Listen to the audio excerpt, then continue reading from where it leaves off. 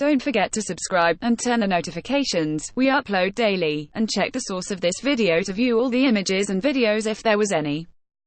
Image copyright AFP image caption. The final communiqué had been intended as a face-saving agreement after a bad-tempered summit.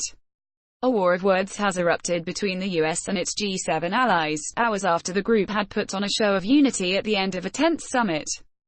US President Donald Trump and two of his advisors lashed out at Canadian PM Justin Trudeau, accusing him of engaging in bad faith diplomacy. Mr. Trump retracted his endorsement of the G7's joint communiqué, drawing a strong rebuke from France and Germany. That statement had sought to overcome deep disagreements, notably over trade. In recent weeks, trading partners of the US have criticized new tariffs on steel and aluminium imports imposed by the Trump administration.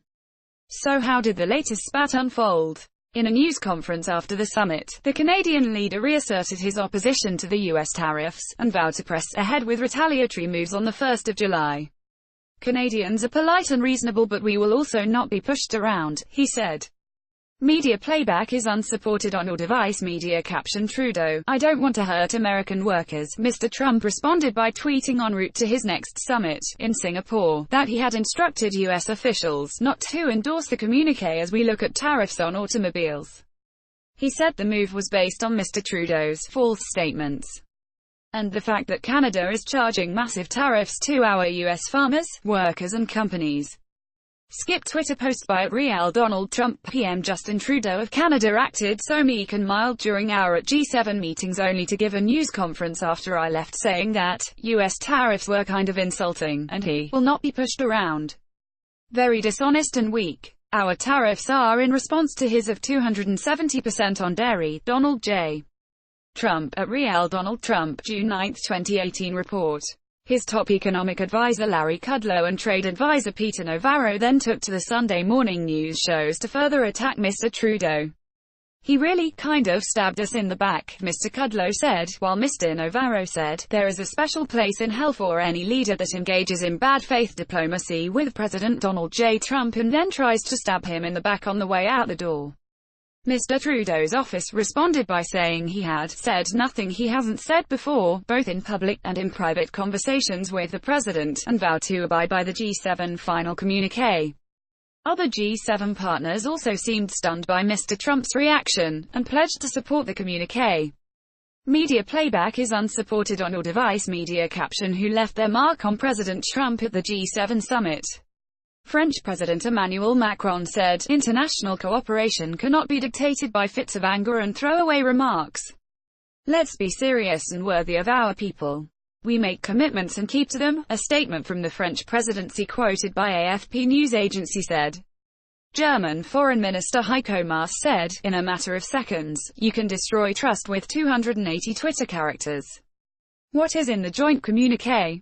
In the communiqué after the summit in Le Malbaie, Quebec province, the group of major industrial nations, Canada, the US, the UK, France, Italy, Japan and Germany, had agreed on the need for free, fair, and mutually beneficial trade, and the importance of fighting protectionism. Other agreements reached include Russia, a joint demand that Moscow cease with its destabilizing behavior, and withdraw its support for Syrian President Bashar al-Assad.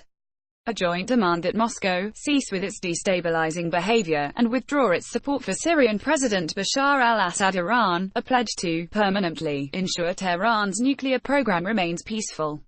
A pledge to permanently ensure Tehran's nuclear program remains peaceful. Climate, an agreement to disagree. The US refused to sign a pledge to implement the Paris Climate Change Accord after Mr. Trump announced the US would pull out of the agreement.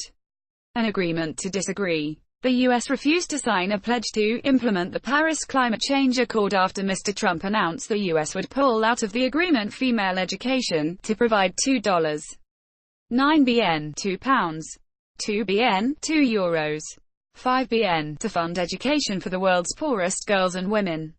What are the tariffs? On the 1st of June, the US imposed a 25% tariff for steel and 10% for aluminium on imports from the European Union, EU, Canada, and Mexico. Mr. Trump said the move would protect domestic producers that were vital to US security. The EU then announced retaliatory tariffs on US goods ranging from Harley-Davidson motorcycles to bourbon. Canada and Mexico are also taking action. Media playback is unsupported on your device. Media caption: Dairy Wars, why is Trump threatening Canada over milk? What is the G7? It is an annual summit bringing together 7 major industrialized nations which represent more than 60% of global net worth between them. Economics tops the agenda, although the meetings now always branch off to cover major global issues. Russia was suspended from the group, then called the G8 in 2014 because of its annexation of Crimea from Ukraine. On Friday, Mr. Trump made a surprise call for Moscow to be readmitted, but German Chancellor Angela Merkel said other members were against the idea.